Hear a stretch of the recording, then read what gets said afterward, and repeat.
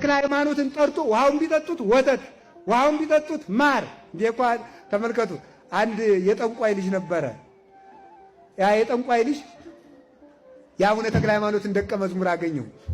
አንተ ምን ትጠጣላችሁ አለው። ጠላ ብንፈልግ ጠላ፣ ወተት ብንፈልግ ወተት አለ።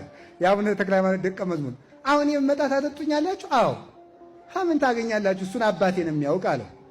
ከዚያ በኋላ በልና እንዲህ ሲለው አይ ነገ ነው የምመጣ ድንገት የበላችሁኝ እንደሆነ አለ። እንዴት እናንተ ሰው ትበላላችሁ እንዴ አለ። ወራ አልበላም፣ እንግዲያስ እኛማ አልበላው አለ። በል እንግዲያማ ነገ እመጣለሁ አለ። ድንገት የተዋጉኝ እንደው ብሎ ቀስቱን ይዞ ተክለ ሃይማኖትን ሊዋጋ ማለት ነው። በዚያውን ደግሞ ወተት ሊጠጣ እየሄደ ደግሞ ቀስት ይዞ በበነጋው ሄደ። ኋላ ሲሄድ አቡነ ተክለ ሃይማኖት ሲመጣ አውቀውበታል። ግርማቸው ደግሞ ያስፈራ የለ። ከባታቸው ሲወጡ ክርስቶስን ለብሰው ስለሚወጡ ያስደነግጣሉ። ሲወጡ ፍግም ብሎ ወደቀ።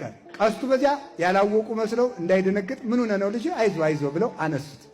ኋላ ተመልከቱ ምንድነው የምትፈልገው አለ። ጠላ አለ። ውሃውን ተመልከቱ። ውሃውን ቀዳ አሉት ደቀ መዝሙራቸው። ውሃውን ቀዳ፣ አማተቡበት፣ ጠላ ሆነ።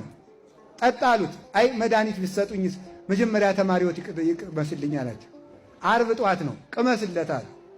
አይ በዓርብ አባቴ ያላቸው ልጄ ከጾምማ ፍቅር አይበልጥም ቅመስለታል። ያ እኮ ያላመነው ሰውዬ እንዲመለስ ብለው ነው እንዲጠጣ ብለው ደግሞ በጾሙ ፍቅር ይበልጣል እያላችሁ ብሎ አሏችሁ ደግሞ። ከዚያ ተመልከቱ ምን አደረጉ።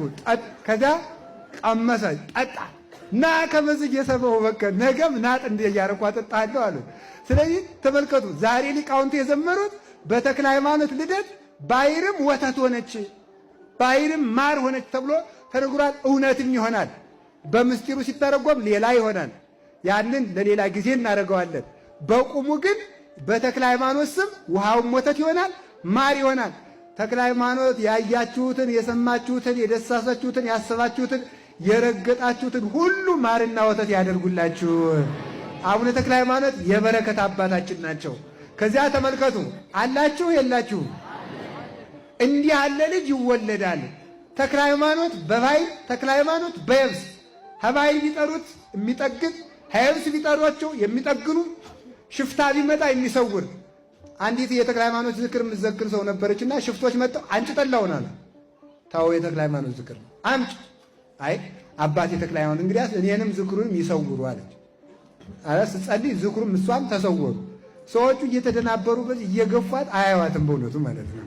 ስለዚህ ተክለ ሃይማኖት ሲፈልጉ ይሰውራሉ፣ ሲፈልጉ ባሕር ያሻግራሉ፣ ሲፈልጉ ስንቅ ያቀብላሉ፣ ከጭንቅ ያወጣሉ።